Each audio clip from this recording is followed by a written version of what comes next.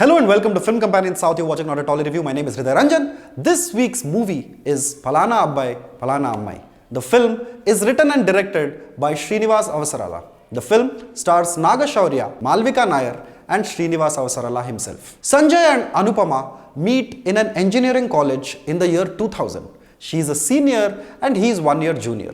What follows is their journey from friends to lovers and the troubles that come in the way of two youngsters who are starry-eyed about each other. I was interested in this movie because it was written and directed by Srinivas Avasarala. Over the years, his films usually feature softer stories. The conflicts are relatable. They are about regular people. In his films, people talk normally instead of delivering dialogues. And the comedy in his films is all tastefully crafted. His collaborations with music director Kalyani Malik help create his own brand of aesthetics. With Phalana Abbai, Phalana Ammai, you notice something right off the bat. The editing style is totally unique. The scenes keep cutting when you least expect them to. Editor Kiran Ganti is given a free hand and he adopts a rather bizarre editing pattern.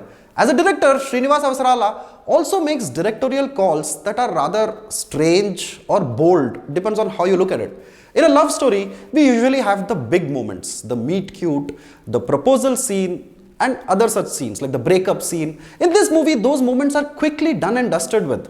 This feels rather jarring because you feel no real impact from any of those scenes. So you end up with scenes after scenes, shots after shots of pointless things. People walking across the corridor, the opening and closing of car doors, the picking up the phone. It's all rather vestigial. Except for a scene where the leads are in front of a mirror pretending to be giving quotes for a magazine cover, nothing about the writing really stands out. After a point, the film becomes a test of your patience. Divided into chapters, it feels like the chapters of a 7th standard history textbook that you have to go through. At some level, I can probably understand the reasoning behind the film's choices. Like the name suggests, it is the story of a certain guy and a certain girl. They might be characters in a film, but they are very unfilmy. Sanjay doesn't, for example, burst out in anger or he doesn't drink himself into despair like our heroes usually do. Anupama expresses her heartbrokenness through her expressive eyes without resorting to histrionics, which is probably why the makers decided to go with a realistic, natural look and a feel for the movie. But you as the end user are left with just random shots that look like unedited footage, like long shots of car reversing, then parking, then characters walking across the corridor, answering the phone. Makes you wonder, Srinivas, Avasarama?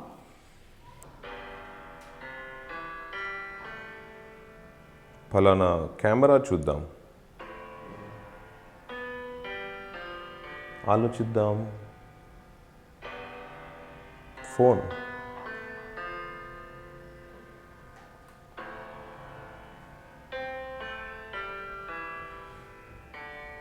Cupboard,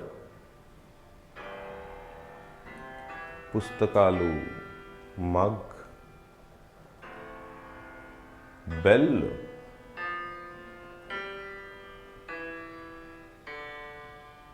ఫలానా రోజు వర్షం కూడా,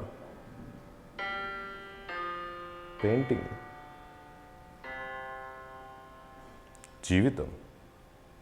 It doesn't help that the story is divided into chapters, but these chapters have no impact. One chapter is a few minutes, another stretches out painfully long.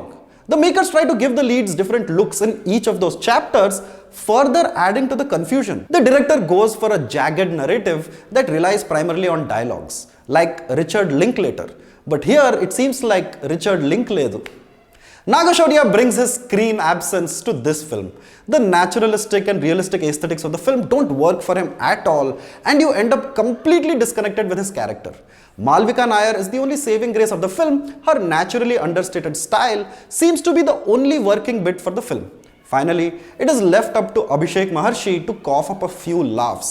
It is much later in the second half, when Harini Rao turns up in the story, that it looks like at least someone is having fun in this movie. Editor Kiran Ganti goes experimental with this film, using cuts that remind you of European cinema, and I don't know if that's necessarily a good thing.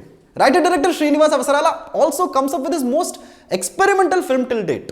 but sadly, it lacks the wonderful moments that make you smile and laugh in his movies. The director's experiment is noteworthy, but unfortunately, it doesn't translate into engaging viewing. By the end, it seems like Phalana script, Phalana screenplay. Thank you so much for watching our review of the movie. Please remember to subscribe to Film Companion South on YouTube for more reviews, videos, and interviews. Thank you so much.